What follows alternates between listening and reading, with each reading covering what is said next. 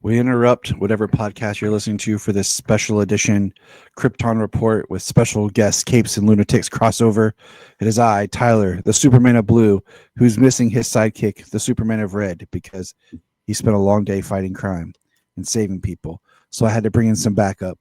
I got my man Phil, podcasting strong for 11 years here from Capes and Lunatics. Hello, Phil. Hello, what's up? And then, of course, I got my special guest, Mr. Levi, the round Superman himself. Always great to chat with. Happy to be back. It's been a while. Yeah, it has. But Levi knows he has an open invitation. He just sometimes gets busy with that thing called life. So we are talking Peacemaker, season 2. And let's see. As of this recording, it's Friday. It ended yesterday on Thursday, and I've just kind of been processing it. Today's Saturday. See, I don't even know what day it is anymore. I saw Phil's reaction. We were going to record on Friday. I was like, damn, I missed work today. I missed a whole day. Yeah. See, it's this whole new thing with Solomon moving to homeschooling and my new position's remote. So I work from home most of the time. And it's throwing me off. I don't know which way's up anymore, fellas. But Peacemaker season 2. Let's start here. Just overall thoughts, liked it, didn't like it, what worked for season 1. We'll start with Phil. I liked this season. I mean, I liked the first season. I liked this season maybe a little more just because it was more. It got more to the emotions of everyone and friendships and everything. And not to skip ahead, but I mean, I pretty much enjoyed the whole thing except how they left it at the end. Yeah, and we're going to talk about this. So this is going to be pretty much, once we hit season 2, everyone, it's going to be a spoiler-filled discussion. Because I messaged Phil last night, or no, it was the Friday morning when he messaged me, and I was like, I felt flat and felt sad by the ending and not the way I wanted. Levi, your thoughts on season 1, just overall going into season 2? I love season 1. Season 1's my sense of humor and I don't want to say the action because I just rewatched season 1 right before season 2 came out, and it's not as action packed as I remember it, but it's got enough action to keep me happy. So I love season 1. I liked season 2. I have probably watched season 1 5 times now, because I watched it, and I watched it like a year later, and then I watched it, and then I decided to take the undertaking of editing season 1 to something that my kids could watch. Well, did you guys enjoy that 5 minutes? Yeah, I was gonna say. I took out the explicit sexual dialogue stuff that they wouldn't understand. The F-bombs they hear because rest her beautiful soul. My sister-in-law had a very loose tongue. And so they hear that and heard that, and sometimes I do too because it makes my kids laugh profusely. And there was a sex scene at the beginning of the first episode of season 1. Yep, cut that. It's fun to edit. Like back when I made that edit of Deadpool for you, Phil. Oh yeah, back when Luca was little. And so I've rewatched it to do that, and now I'm rewatching it again with the kids in my edited form because, drum roll, it's almost Halloween, and guess what Sayla's being for Halloween? Peacemaker. Really? Yes. So when I've gotten all the stuff together for her costume, and it was her idea too, because she was like, I want to be Peacemaker. I was like, all right. She loves John Cena. So really? Yeah. I was like, all right, Sayla. All right. She loves wrestling? Or she just likes his acting? She likes his acting, and every now and then, if he's wrestling, she'll check it out. It's just funny. She knows his final match is in December, right? I haven't told her. Oh, okay. But it's just I really like season 1. It grew on me. The first time I watched it, I was like, okay. I think that, and I've said that before. I think sometimes it takes a second watch to really get some of James Gunn's stuff.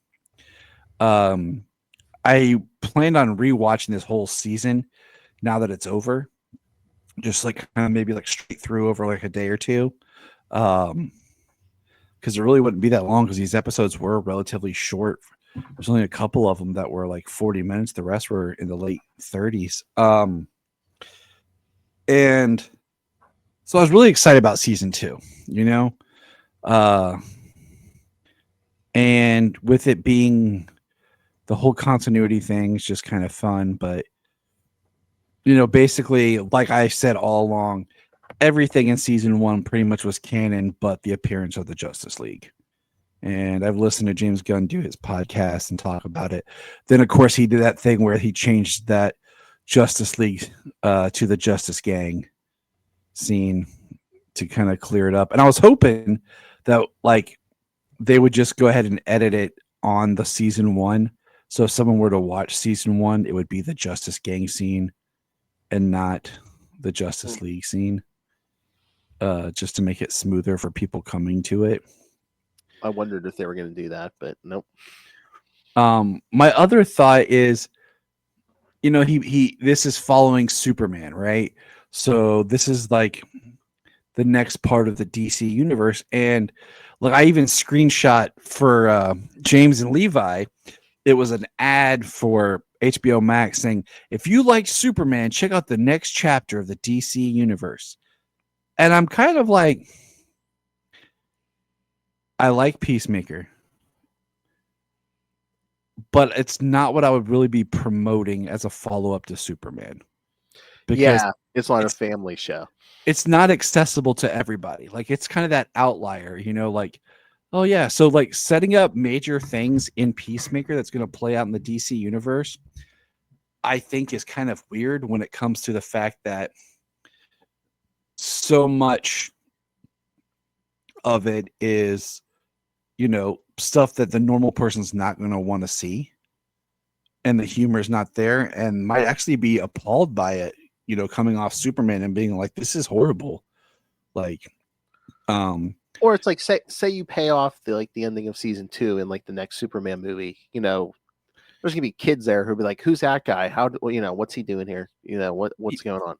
Yeah. I mean, the Peacemaker cameo was great in Superman when he's on the TV and they're like, what are you talking about, Chris? He's like, well, you know, like that was great. But having huge threads in Peacemaker now, I don't know if you guys saw this, and I've yet to see it. It's not on cable, but somehow they did do an edit of Peacemaker for TNT. And I saw it edited, like, check out Peacemaker on TNT. And I'm very curious to watch what that looks like. Yeah. I mean, a lot of it's probably language, and they probably just, you know, mute the sound because they used to. Oh God, what channel was that? Was it A&E's? One of them. They used to like air The Sopranos. Yeah, and it was like an edited version. And I'm so curious because if they're probably going to do that with season 2 as well, you know. But overall, just like if you were to give season 2, because I've tried to watch the individual episodes again, and I couldn't do it. Like none of them really hooked me in enough. I really want to watch the episode again. And that's what I'm thinking. If I sit down and watch it all, maybe something else will click in it for me. But I don't know. Thoughts? Like I give it right now as like, I think the acting was great, the storytelling was great, but just like kind of the enjoyment overall, I give it a B+, A-. I think B+ is where I'm at with it. Because to me, sometimes the best is like, does it have rewatchability? And I don't know if season 2 has the rewatchability that season 1 does. Well, why are you saying that? Is it because of the story, or is it just because, okay, I see the twist coming? Or I think it's part of the story and part of just the pacing. Like this season felt to me more like a movie that was just kind of chopped up because I feel like there's certain elements that really drug in this season. and then we kind of rush to the end. Yeah, the first 2 episodes of this season kind of drug it. We really don't get to the other universe until the end of 2. He kills himself at the end of episode 1. Yeah. And then, we have these long scenes of him and Vigilante like dismembering the other Chris's body, and I'm like, okay, they really cut down Vigilante's role. And then as we go, there's certain character beats and with certain characters like Rick Flag that I would have liked to have seen more time spent on. So when we get to the last episode, I'm like, compared to wasting time like watching Vigilante and Peacemaker cut up Peacemaker 2 in an orgy. Yeah.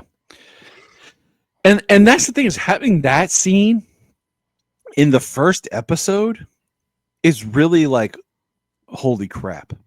Like, it just hits people like, hey, all right, this is the new DC thing after Superman. Let's watch this.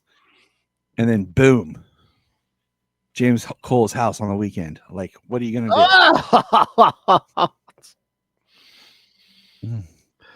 But I don't know what just broad thoughts, Levi. Just how are you feeling on it? I mean, if you gave it a grade, I'll give it a grade. I gave it a C+.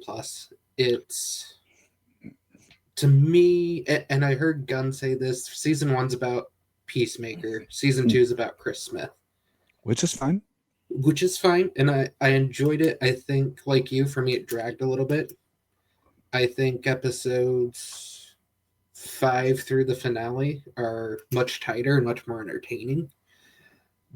But other than the scene on Earth, called Earth X, where he takes out the freedom fighters, do we see him be Peacemaker at all this year? Like, actually doing anything that made us like the character enough in Suicide Squad to get him his own show? And that, for me, is kind of where the season fell a bit flat. Yeah, we didn't have the, like, him doing... I mean, like, we get the scene of him at the end flying with his jetpack with his dad and brother. But we don't get a lot of, like, him and, it is... I was thinking about this the other day. This is the Empire Strikes Back. You know what I'm saying? Like, if the Peacemaker season 1, because you got to look at these shows like this are done, but they're basically like long form movie telling. Each season's kind of like a movie, just elongated. So season 1 is, regular old Star Wars.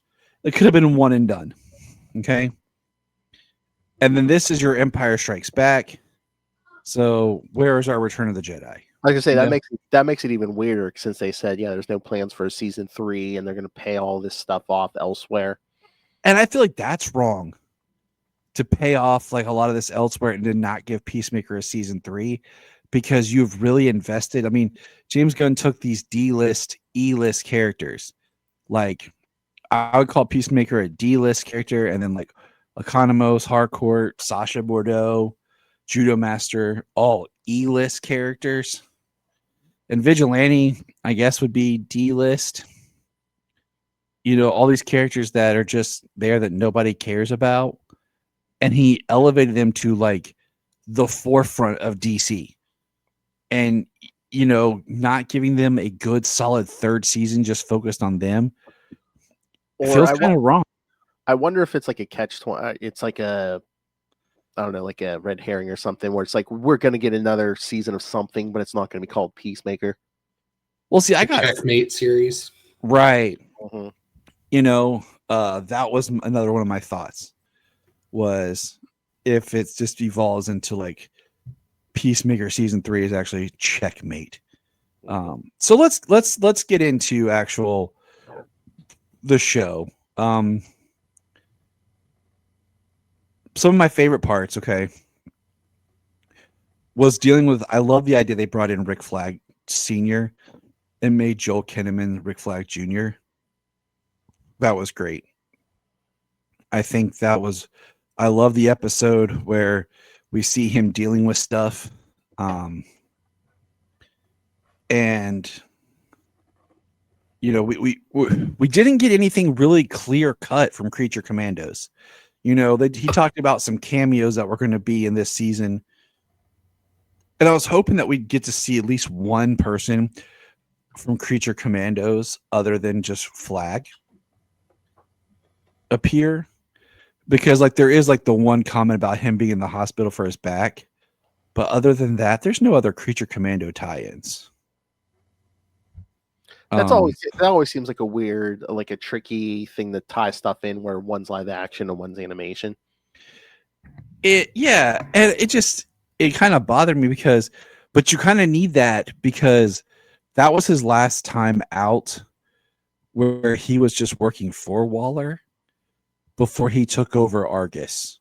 Because you notice like the first thing he wanted to do when he took over Argus was find out what actually happened to his son.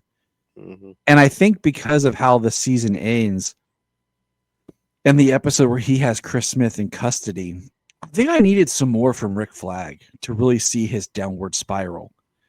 And I think I really would have appreciated a flashback of him and his son interacting together. Mm-hmm. And the whole thing is like, for me, for him taking over for Waller and everything up through the finale, it's like, did he even want this job for any other reason than to find out who killed his son and get revenge on whoever killed his son? Right. Exactly. Now, I read something with Gunn that I read before the finale, and he talked about how people from Creature Commandos view Rick Flag as a protagonist, even though he's really the catalyst for everything that went wrong in Creature Commandos, and that people need to stop viewing him as a good guy. That he's like, I've never come out and said Rick Flag Sr. is a good guy. Right. I think for me, the part that disconnects is we see him through most of the season. His motivation's pretty clear. He wants to find Peacemaker to get revenge for his son. And then we get to the finale, and he is giggling with Lex Luthor henchmen to toss people into a alternate Earth prison. And it's like, where... I don't think he's a good guy, but like it's a big jump from wanting revenge for your son to tossing people into another dimension. You know, making the deal with the devil. Now, my buddy Brian from Gravely Amusing, he couldn't be here. He did send me his thoughts, and he said, I wonder if something's up with Flag, where either it's not really Rick Flag or something because of how he changes so much. And because we have the scene where she says, Hardcore says, Rick, and he goes, huh? And he kind of forget that, you know, and the way he was treating Sasha and, you know, the way he just fell so much into all of Luthor's cronies. Yeah, I had that same thought. I'm like, is this somehow Lex? And that was like, or is it Lex Luthor in some sort, like he switched places with Rick? Yeah. And he's using it, you know, to his own advantage. Okay, we'll see. But I really feel like that flashback between Rick Flag Sr. and Rick Flag Jr. would have been great. Even if you didn't have the actors to do it together, if you would have filmed a scene, after which episode was it, where we get the flashback right before the Suicide Squad, where Rick Flag Jr. wakes up. We'll call him Ricky to make it easy. Ricky wakes up and he's in bed with Hardcore, and you know he's got to get back. He's got to get to Waller. If he would have like gotten a phone call from his dad, and you could have like had him on the phone with his dad, film Joel Kinnaman that day, and then when you had Frank Grillo film the other part, and then you know just edit it together, them on the phone together, just to kind of get something with them together. You know, I was waiting for a scene with Frank Grillo on Earth X, and you know, running into this version of his son. Right. Yeah, and it's just like driving it more crazy. I was just glad that it wasn't like I saw someone post that is this going to be that Rick Flag is going to be looking for a version of his son out there on another Earth to bring? I was like, please don't do that, because that's the Spider-Verse plot. You know what I'm saying? Like, let's not do that. You know. But yeah, I mean, just the further along it was this really Lex Luthor. I mean, it's like even in the finale, weren't they just like, oh yeah, you went from being against Luthor's idea to like running his whole playbook and stuff.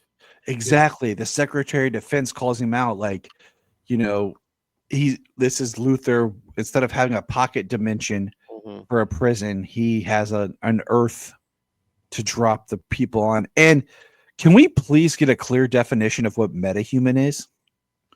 Yeah, it's so weird. It seems like they term it anyone with powers, although meanwhile, Peacemaker isn't a metahuman, but Peacemaker is not a metahuman. Is Sasha Bordeaux considered one because she's a cyborg? Superman, they call him a metahuman, but he's an alien. Yeah, because in the comics back in the day, it was just people with a metagene. But yeah, now it seems like in the movies, it's anyone with any kind of powers. And the other thing that with them doing Salvation, we're jumping all over the place, but who cares? With them doing Salvation, I got thinking today, like, we don't even know how many characters are in this universe yet. So how are you going to introduce a place to put all these metahumans and villains? Like, they drop Belle Reve, they drop Blackgate, they drop Arkham, but it's not like we've had any of these characters to we can see them get locked up. Like, we're have to introduce all these evil metahumans, to really feel like we know this world before we put them in Salvation. Well, again, it's like how long until we get back to this? We got a Supergirl movie, we got the Lanterns TV series. So we're probably not going to get back to this till 2027. Hopefully, with Man of Tomorrow, because that's going to pick up the threads here. I was going to say, all right, you ready to have your mind blown? The dimension where Chris Smith is at, or whatever it is. What if that's like a bottle on Brainiac's ship? Dude, I would love that. I need some Brainiac. Like, they dropped some subtle hints. There was a Happerson said this technology is beyond anything terrestrial. Yep. And I think in the episode before that, there was what do you say? Luthor's vibrated on the tracking his portals, and this one was stable. It had no tremor. So it's definitely Brainiac's the easy answer. And it would be smart to bring in Brainiac for things. So James going to talk about cameos in this season, and the big cameo was Lex, and then he talked about more cameos. And when the finale started and there was Otis, I was like, sweet, Otis, that's the big cameo. And I was pretty much right. Nobody really cared that Foxy Shazam cameoed. As much as it seems like Happerson was the big cameo, although I think James Gunn said that's one of his buddies. So yeah, it's one of his best friends. And I'm like, that's fine. Like, Happerson, like, it's cool to have that connective tissue, right? But like, I don't really need Sidney Happerson to be a big character. He was plot device so Rick Flag could operate the portal. Exactly. And then I'd prefer more of Otisberg, but I did not really see the twist coming that they formed Checkmate. That's probably my biggest surprise from the finale. I loved that the boat that they kept talking about throughout the season between Harcourt and Chris Smith was just them kissing, like, and not what everyone else was like. They had relations. I preferred it that way because I think it meant more to the characters. But well, yeah, because sometimes they talk about, oh yeah, he's more like a 12 or 13-year-old than like a grown man, and he's just like, I think Leota said it best, when Chris is being Chris and thinking for himself, we see how he truly is. But when he's trying to do what other people want, that's when he fails and doesn't succeed. When he killed, like she said, you killed Rick Flag because Waller told her to, and even though And she also said, "Oh, you're big and dumb, but I know you love me." Yeah. She brought her A game this season. Like I loved her in season 1. I love her in season 2. Like she really is just an amazing character. I think everybody stepped up their game in the cast, but again, it's her. She definitely did. Cena, I didn't think. I mean, episode 7. Yeah. When he yells when they're on top of Keith, man, Mm-hmm. you buy that. I mean, just period. Like he brought it. If It's like if there's only one episode this season I think is rewatchable, it's that episode 7. yes. I agree. My favorite part with Vigilante and all of his drug money was the best. Can't spend that as a blood curse. And they're all like shoving it in their pants, like. But I would have liked to have known a little bit more of like why Vigilante's so mean to his mom. Like he got pushed, I think, to the back burner this season. Like, and it just kind of was bummed. And then, so the big thing is we're on Earth X, and we find out it's basically an Earth where the Nazis won World War II. Which we've done before, like in the Arrowverse and stuff. And the big twist was that Chris didn't realize it because he was so dialed into his dad and his brother, he didn't really pay attention to the world around him. You know what? Except for the giant mural of Hitler, I mean, there's no excuse for not noticing that. I mean, I can almost get him not noticing because since his dad was such a racist, there wouldn't have been people of color around when he was younger. So right, automatically set off any bells in his head, like, oh hey, this seems different. No, you know, it's kind of like it's similar how I grew up. My dad was in the military, and we lived by military bases, and I got very accustomed to hearing planes and jets and stuff fly over. And now, if we're out and about and a plane flies by or a jet like is in the air or whatever, I don't react to it, even though it's not a constant thing, because I grew up so much just with that sound that it still feels normal. So I could, like you said, I could see him not really thinking about it because he's used to maybe the imagery at home. He's used to like how it is when he was around his dad. But the other thing is he's so tunnel visioned by I have a dad that's good and a brother, you know. And the other thing is this universe, let's look at this. Chris was a D-bag.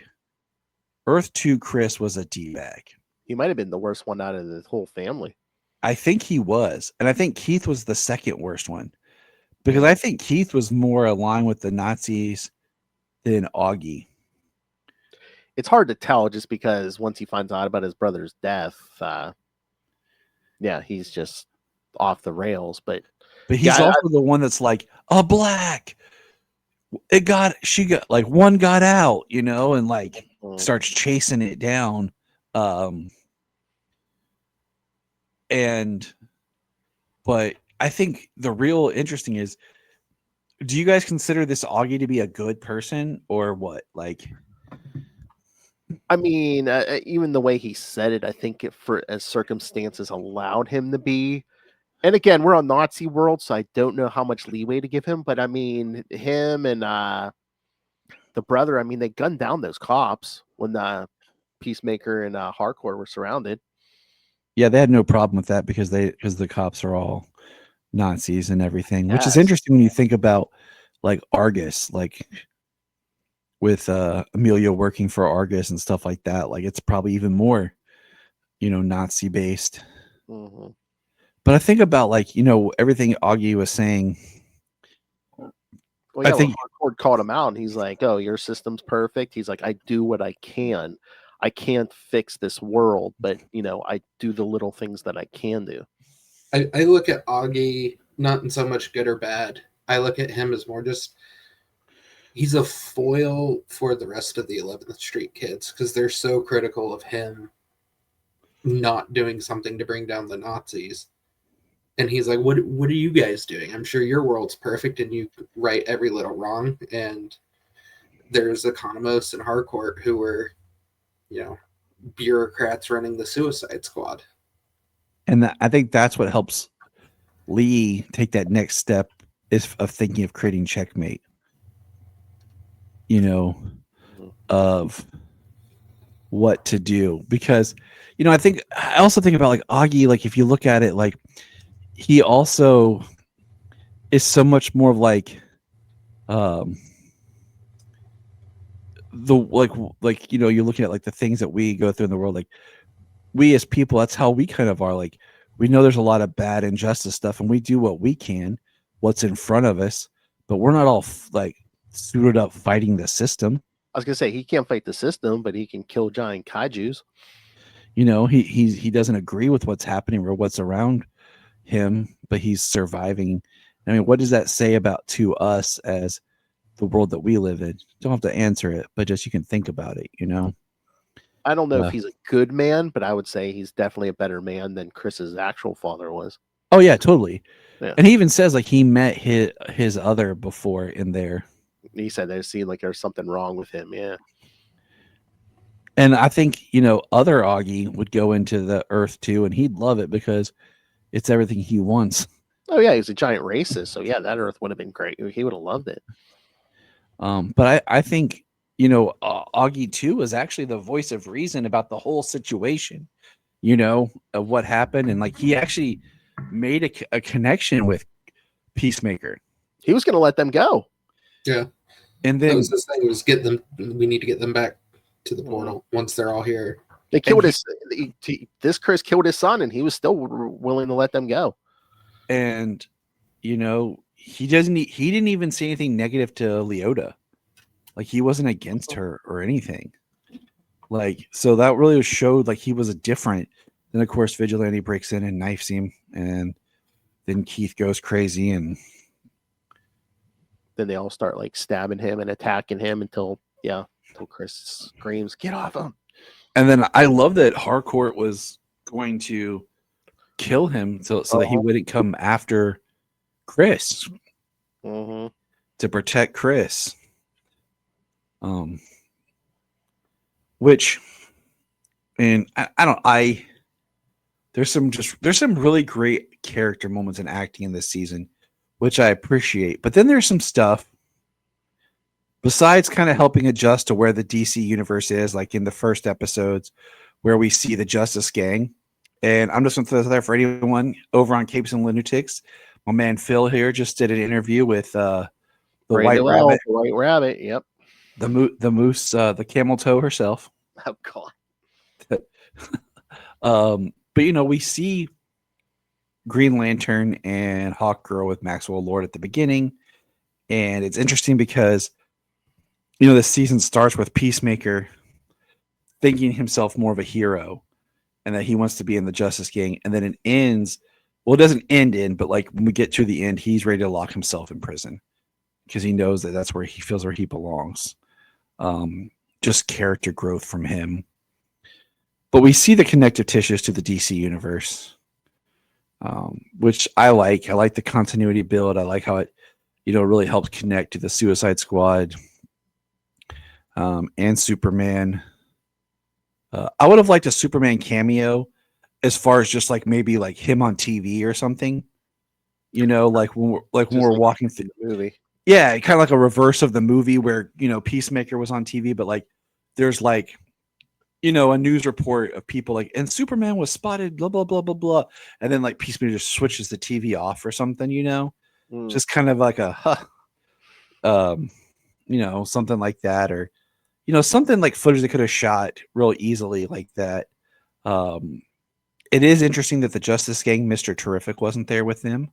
I think there's more to say about that. That he wasn't, part of that group that was interviewing new members. A quick cameo from him too, when they needed help, like, opening the portal to Earth X. I mean, but that's the thing. Like, I thought about that, but the thing like with that is, if you look at how Rick and the Secretary of Defense talking Superman, they're talking about how basically the metahumans, the Justice Gang, including interfering at the end of Superman, shows that they're standing up to the government and the authority, and they're not going to mess with they're not going to be part of what the government is. So Mr. Terrific wouldn't have helped them in the first place. So Rick went out of desperation to Lex Luthor, who pointed him to, Sydney. and Otis, and then that female. So, but I mean, we got some great stuff this season though with Rip Jagger. We found out that Judo's master's name is Rip Jagger. I think that's even for the comic. Yeah, I think so. I love that he rescues Leota in the pool. The pool scene's the best. It was awesome. And I love how he even covers for them when, they come out of the portal and Rick says, "Is that how it happened, Rip?" And he's like, "Yep." Well, he's one of them now. He's part of Checkmate. I do love that he's part of Checkmate. I do think it's interesting that when they're exploring the other worlds, Judo Master's wearing his Judo Master suit under the the suit, other suit, yeah. And like they're not going into these worlds like with like heavy armor on. They're just like in light hazmat suits, and they're not going in like with soldiers. You know what I'm thinking? You think or you'd any open big weapons? They basically seem like they have like pistols, yeah. Right. Like you think you'd go in with like a team with like some guns. I mean, Flag was basically sending them to their death. Well, that's when at least it's most of this season. You could have said, okay, I kind of get where Rick Flag's coming from because this man, Peacemaker did kill his son.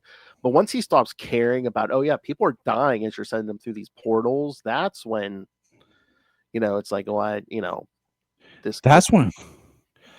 Yeah. Unless it is Lex, but again, a lot of those things seem like it's Lex, and again, unless maybe he just did it to throw people off the scent, but the final part with the between Rick Flag Sr. and what he does to Chris, I'm like, okay, I thought this was Lex, but it just seems very personal. Yeah, exactly. And I would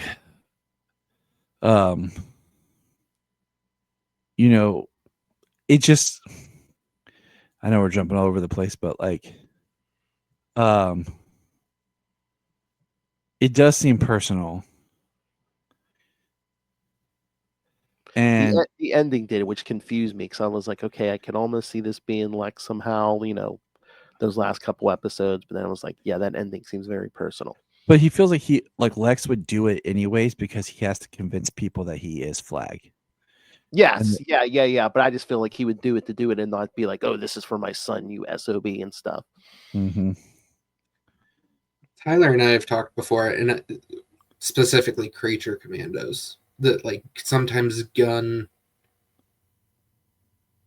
goes for morally gray people a little too much in his stuff. Like, oh, they're not wholly good, they're not wholly bad. And then with his like comments on Rick Flag, like, oh, like I never said he was a good guy. Like he just doesn't give us enough connective tissue to like go from like, okay, he's the assumed protagonist of Creature Commandos to by the end of Peacemaker, he's just acting like a straight up villain. Like right there, it's like such a tonal shift from like one scene in the finale to the next scene in the finale that it's just weird. Unless it's the whole thought of revenge, because in Creature Commandos he doesn't know who killed his son, and that's kind of out of his head, kind of. But yeah, here he knows who it is, and now he has that mission. And that's where I'm saying like we wasted time in other spots. So let's talk about, so my buddy Brian, like I said, he sent me his notes and everything. He said he feels like one of the things that was introduced in this season, in this series, was the red. And that was the whole stuff with Eagly, was introducing the red. But I don't feel that was the red. And I feel like the whole stuff with Red Saint Wild hunting Eagly and all that was wasted time. Yeah. A lot of them trying to be funny, which I felt Michael Rooker's character was like completely comedic relief and stuff. Right. But I feel like, we got some funny stuff from like Economos and like that. But you're going to give me that, and then you're going to give me the finale with so many questions about like characters like Flag turning to where I don't feel like I really understand what just happened. Would you say it's uneven pacing of the season? Oh yeah, the season is totally uneven because it feels like I had a really strong ending and a good beginning, and then I didn't know how to get there, so I stretched out some stuff in the middle to have enough material to make a season. I don't think it's necessarily that. I think it's Gunn being in charge of the company he's making a product for. So it gives him the freedom to lean into some of his bad habits of like, I think this is really funny, and so I'm going to stretch it out. And my buddy Rooker, I mean, he talked about Rooker, they cast another actor and it just wasn't working, so they brought in Rooker. So it's not like it was for him, but like, oh, I'm going to let Rooker come in and work, and we're just going to drag out this joke of this, cultural appropriation, and Eagly is a god now. Yeah, I'm like not really sure, but Like the god of the Eagles or something. yeah, the Prime Eagle, and like I mean, I really liked. I guess so Gunn stated that his original draft ended with with checkmate and then walking out and everything with checkmate, and that talking with Peter Safran and stuff is when they ended up doing this, finishing it out with Peacemaker being thrown into the world. And I'm just kind of like, okay. I feel like if what do you call it? If we had a Peacemaker season 3 coming, I would have been more okay with this finale. But without having like a clear understanding of where this whole, like where checkmate's going to go or where this is going to go, I feel like this finale leaves me very frustrated.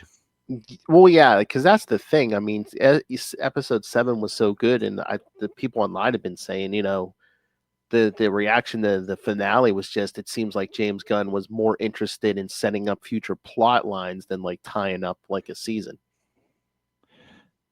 Yeah, like if they had, I think I've been okay if it had just been them walking out as checkmate, and then like if there was a line where, it had been like bring me Peacemaker, or something like that. We're gonna test this portal or something.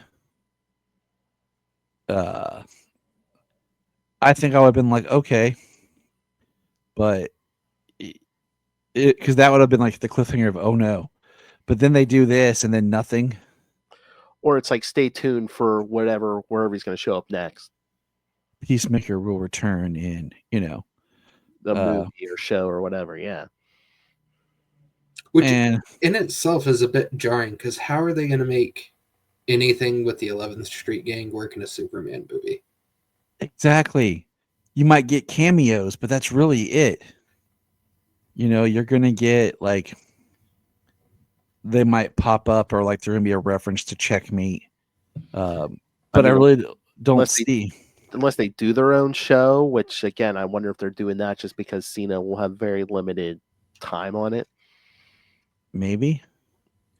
And just have them like going to hunt and find out where he's at. Like them trying to find him, and then maybe he shows up in the finale or something if they find him at that there.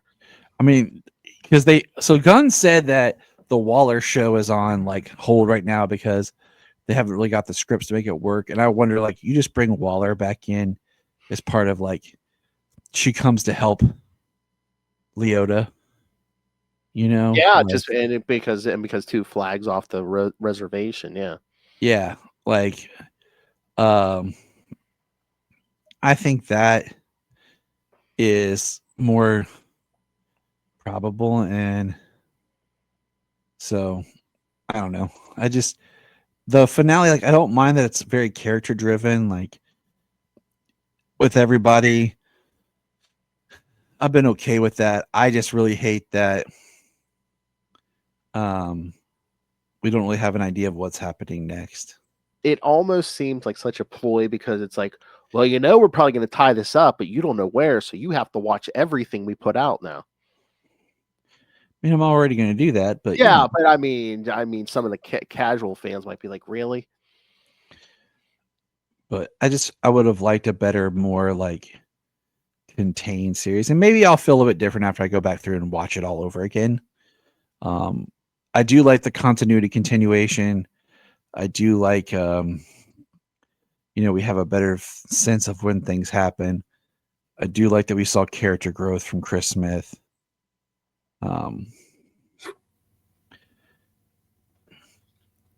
The character growth is great, and I really like it. Like, I don't want my C+ grade to be like super negative because I think the character stuff is great. There's the scene in what would it be, episode 6, where Harcourt's trying to convince Chris to come back, and like they turn in some, award-worthy performances.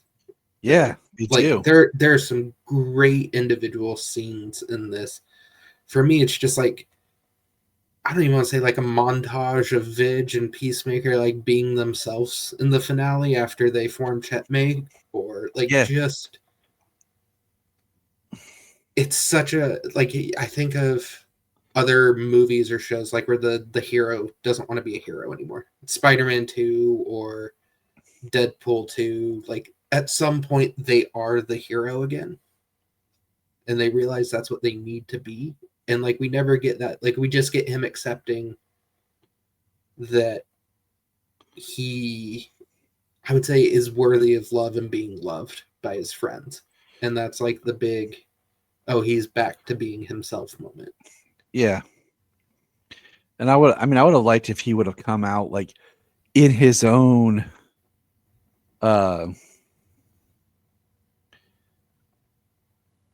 like new Peacemaker outfit. Like he made something a little bit different for himself. He said he wanted to bring the peace cycle back through the portal while they were there.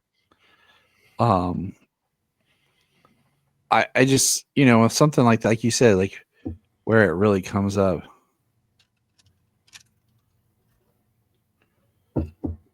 Yeah, and like even those two, like Chris and Harcourt when on Earth X, when they're in Argus and they're talking, that is a good scene too. Character development wise, and because she's another one, because that's I don't know if that's what Gunn's going for, is they're so right for each other because she has issues like opening up, and she probably doesn't see herself any more worthy of love than Chris does. Exactly. Because she, that one part when she says she's such a mess, and he's like, I don't care. Exactly. He, I don't know, one thing is, I don't consider the Suicide Squad and Suicide Squad to be together. I know he mentions that he was dating June, but that's just a Rick Flag thing, like it doesn't mean it's the same June setup from Suicide Squad. So the fact that we see that Flag was dating someone and then still had, this friends with benefits with Hardcore, was interesting. I think I would have preferred it if Flag was single and just had a friends with benefits relationship with her, but he wanted more and it just wasn't working out, because of her. So I don't know, because you want to kind of make Ricky look better than his dad. But at the same time, but I think they did it the way they did it, maybe just because it's like no matter what, she wouldn't have wanted a relationship because she's probably actively avoiding relationships. And exactly, but you just could have made Ricky look better than, hey, he's cheating on his girlfriend. Crazy magical girlfriend. And his we see how we know how his dad is, bouncing from younger woman to younger woman. That was the weird thing, is like when they showed him like talking, like flashback talking to her at the funeral and stuff, and oh, call me Rick and stuff. I was getting weird vibes. I'm like, is he like trying to hit on her? Yeah, I was wondering, he is General Rick Flag. Yeah. I'm very surprised that he didn't show up at his son's funeral memorial in uniform, Hmm. like full on uniform. And we could have gotten a really great, that'd been an awesome place to like get a Sam Lane cameo also, Hmm. like two generals together. But yeah, I thought maybe he was hitting on her, but then once we got to the end of the season, I'm like, oh, he was just using her to get the find out who killed Rick Jr. Exactly. I do like that Eagly hugged Economos though. Mhm. I think Economos grew the most into this season, trying to just be a better person, like how he was, trying to protect them by still working for Argus. Mhm. Well, yeah, I mean, Gunn even said, yeah, he threw in that scene with Eagly and Economos just to show, yeah, Eagly's going to be taken care of. He's. And they all like they care about each other, like Mhm. so. Hey, you want to know a fun fact about spiders? Yeah. Dude, do you know anything about spiders? Yeah. Then we got Tim Meadows' character. But see that he comes off as just like a dillweed. Well, yeah, And he was like in the finale, he was telling that embarrassing story about what the one guy, and then once he gets killed, yeah, you could tell he was like broken up about it. he was, because like we were literally seeing all their people die. And you could tell he also wasn't a bad dude, because like when Economos books Peacemaker, and he's like, you did the right thing. Hmm. And that's why I like that he decided to go with them, um, into All the portals and stuff. yeah. Mm. Yeah, I wasn't sure if he got ordered to do that or not. Maybe Flag thought he was expendable too, but no, he just has a little bird blindness. That's all. That was Tim Meadows' character too. I don't want to say he is weird, but like it's interesting. They said they tested 1,000 actors for that role, which the fan theory online is that he's Martian Manhunter. Because yeah. why else would you test 1,000 actors for that role? Means he has to make a big turn somewhere. Yeah, so to me, he's more. I mean, he's got a lot of gun-isms in that character, but like it's a really. I kept waiting after finding out that when they talked about him in the early post-episode interviews, it's like, okay, so what's the point of this character? It feels like he's got a bigger role going forward than you guys are letting on. I mean, yeah, like it just he just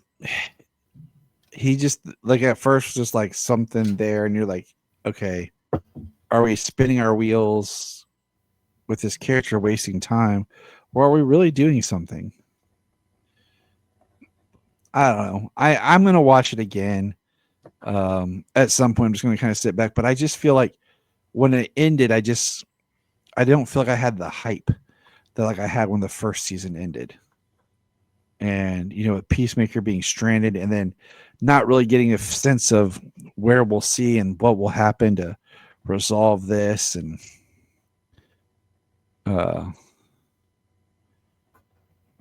I mean, it's been a success. The show, it's not like this show is not doing well. Oh yeah, I think they said. I mean, it was streaming. The show did good. Like, what was it HBO Max? I think. Yeah, the movie of the year was like Superman, and then this was the series. So. And I'm really looking forward to Supergirl, because if for me to feel like the DCU is really going to do well and thrive, I need to see some other property that's not just James Gunn. I need to see, something that is by other creatives in the universe, because right now it's just all the same old James Gunn stuff. Mm-hmm. Well, did you see the crazy they cannot be true theories? Fake rumors people have been throwing out online.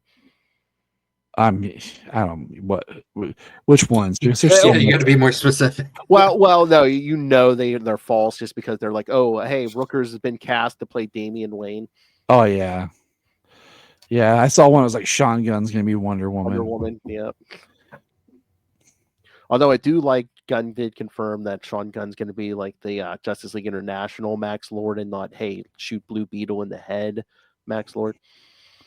Well, I mean that makes more sense. I mean, I'm really interested to see like if the Justice Gang goes off and kind of becomes its own, thing, and then we still get the Justice League, at some point. I don't know. Like I said, I want more things to happen, but it's like right now I feel like the pacing is not too slow. It's just I don't want anything announced until they're actually making it. Because he said, "Oh, we had some things announced, but they're not like the Swamp Thing. That's not really moving as fast and as well as we had hoped. We have other things that are moving forward that." And he did. I just remember this. Gunn did say that Frank Grillo is in a big unannounced DC project. So I wonder if there will be like a Checkmate movie or something. And I mean, Lanterns is still, I think, finally supposed to come out next year. Yeah, it comes out like January, February of 2026. And I'm excited for Lanterns. I did see, I don't know if you saw them, 2 little tidbits that came out about Lanterns this week where it's going to be about the investigation of Alan Scott's murder, I think is what I saw. And then he said it ties into Salvation at some point. Oh. So, they're just, like, it's not that the pacing is too slow. They, I think, shot their load too early by announcing a ton of projects. Yeah. And then, I mean, how many rumored Batman castings have there been so far? I would not have announced Batman the Brave and the Bold until I actually had the script. Yeah. Because that's the thing is like he keeps saying, like, we're not going to do anything until we have a script. Well, there's been rumors that there's been changes made, to the idea of what Batman the Brave and the Bold was going to be. And I'm just kind of like,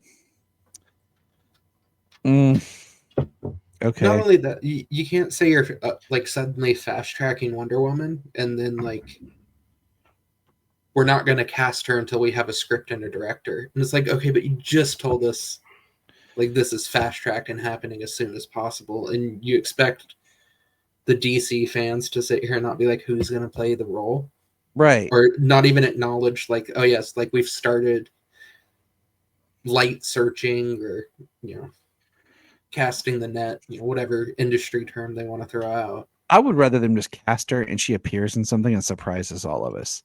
I want to be surprised again with stuff and not know everything ahead of time.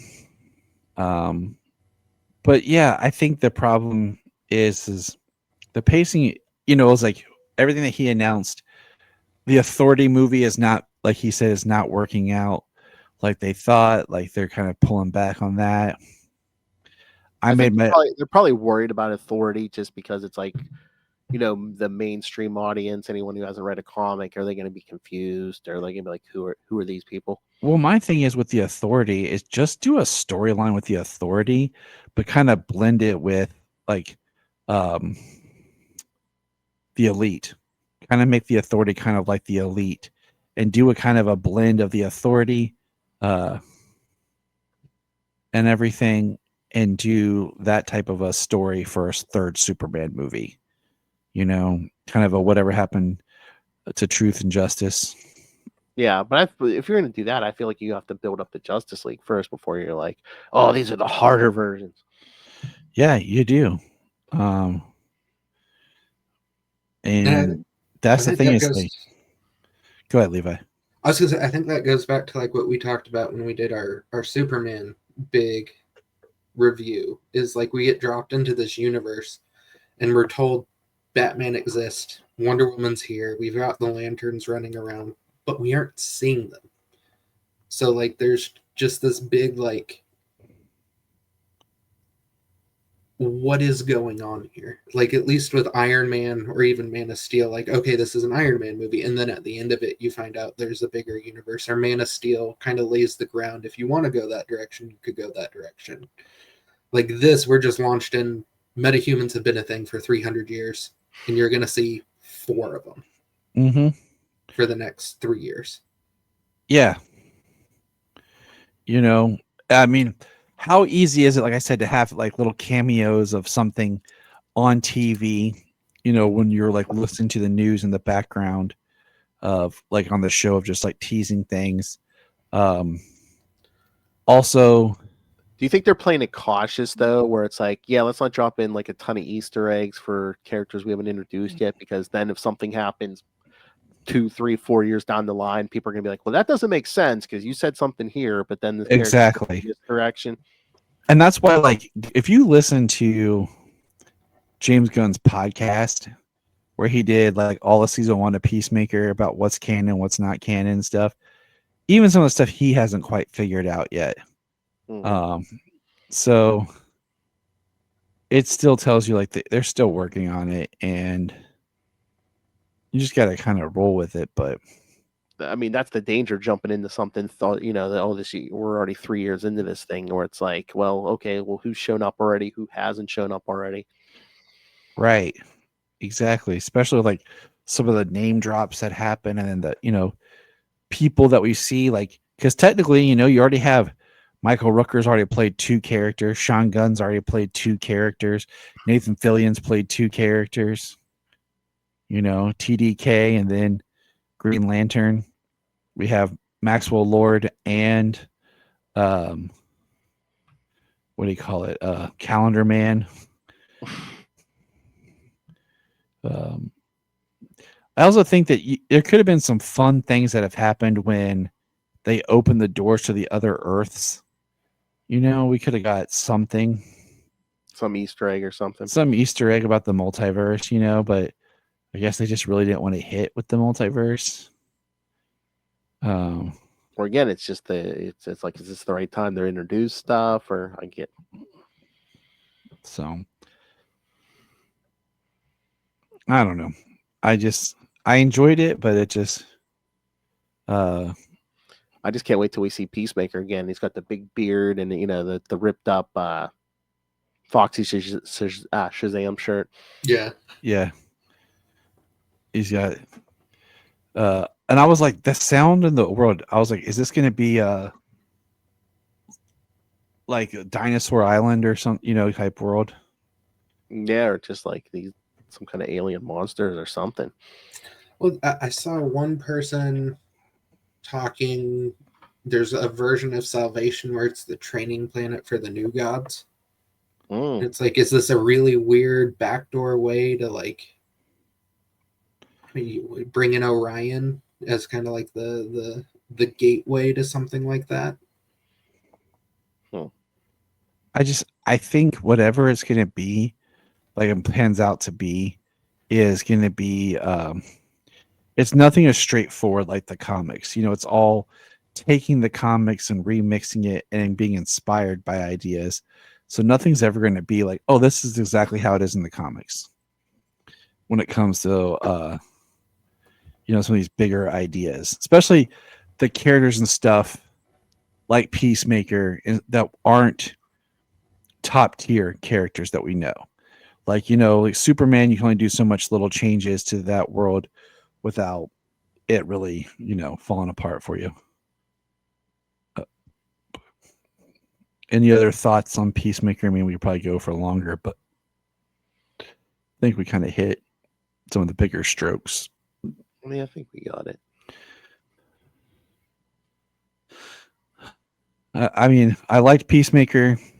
My buddy Mike, he sent me a thing he really liked. He was really happy with Peacemaker. He's excited about it, and I'm glad that he enjoyed it as much as he did. See if I can pull up Brian's notes real quick, make sure I hit all of his points he was sharing with me yesterday. I just remember during right before when the first season started, I had zero expectations for this, and then I watched the first episode or two, and I'm like, okay, I'm here for this. I think it's a great example of Cena's growth as an actor from season 1 to season 2. Oh yeah, he's having a hell of a year. I mean, between his retirement tour and WWE, and then even Gunn says Cena really stepped up his acting. So Brian says, of course, the looks that they found the black hole, maybe where Ultraman went, in one of those photos. You mean when he's Bizarro now? Yeah, that's what he should have been in the first place. Well, that's what people were saying. Maybe he gets crushed or something in that black hole, and he should have just been Bizarro from the beginning, and not even whatever they did. So we got a zombie world. We got the home of the imps. I don't really feel like that was the home of the imps, and I don't know how no one made a Candyland joke. Because they're a little too busy getting when they first by the that, or I think Gunn even said on the podcast, he's like they weren't sure legally if they could say Candyland. Because I feel like if I would have opened the door, that's the first thing I would have thought of. Mm-hmm. It looks like he even said in the script he called it Candy World or something because they weren't sure if they could actually use the name Candyland. And then we're not sure who all lived, but maybe Titties did. We saw her for a second. Yeah. Hi guys. Hey, what's up? So, but yeah, I mean, it is what it is, and I don't know. I'm gonna rewatch it and give it more thought. Final thoughts, Levi. I will start with you. John Cena and Jen definitely brought their A game towards the end of the season. Cena, I think, really grew by leaps and bounds the last few years as an actor, and honestly, it makes me excited to see what else he's in. Don't know how Peacemaker fits into the DCEU now, but I mean, yeah, I like it. Again, it's Cena and everyone else stepped up their acting game, and I think through the whole both seasons, there's more good than bad. Otherwise, we wouldn't be like, oh, when why are you ending it like this? When are we going to see Peacemaker again or the other cast? Yeah.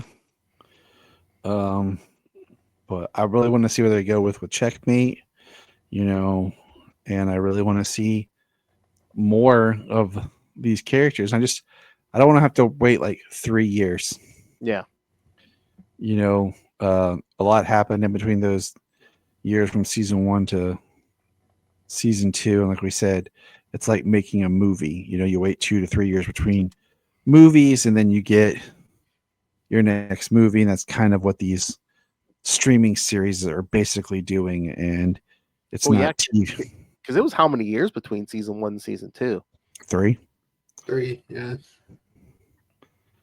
And so, and they announced season 2 while season 1 was airing, so it's not even like it was a surprise pickup, or it was known for a while. So it's just because that's not how these streaming television shows and stuff are made.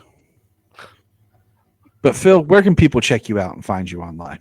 Well, you can always check me out on the Capes and Lunatics podcast. We also have a YouTube channel where you can see all of our episodes and all of us on video.